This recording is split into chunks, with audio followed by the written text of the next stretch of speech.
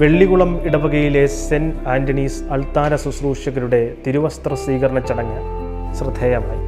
ജീവിതത്തിൻ്റെ രക്ഷകനാഥനുമായി ഈശ്വരയെ ഏറ്റുപറഞ്ഞുകൊണ്ട് സ്വീകരിക്കുന്ന അതിവിശിഷ്ടമായ ഒരു കുത്തീന സ്വീകരണ ചടങ്ങാണ് നമ്മൾ ഇപ്പോൾ നടത്തപ്പെടുക.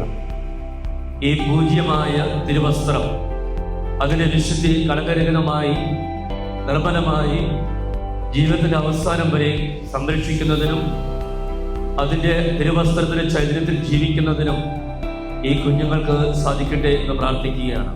ഇത്തരമൊരു ചടങ്ങ് ആദ്യമായിട്ടാണ് സംഘടിപ്പിച്ചത്. എല്ലാവരിലും പുതുമ ജനിപ്പിക്കുകയും നവ്യമായ അനുഭവം സമ്മാനിക്കുകയും ചെയ്ത ചടങ്ങായിരുന്നു ഇത്.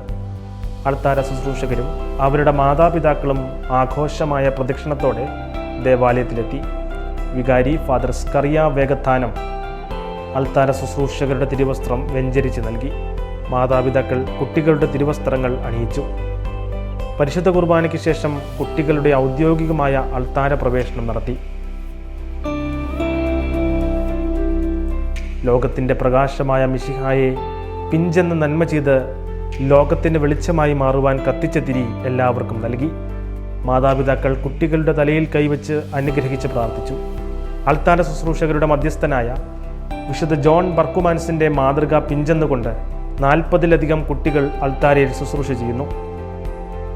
ആദ്യ കുർബാന സ്വീകരിച്ച കുട്ടികളാണ് അൾത്താരയിൽ ശുശ്രൂഷകരായി തിരഞ്ഞെടുക്കപ്പെടുന്നത്. ഈ വർഷം മുതൽ മികച്ച അൾത്താര ബാലകർക്കുള്ള അവാർഡ് ഏർപ്പെടുത്താനാണ് തീരുമാനം.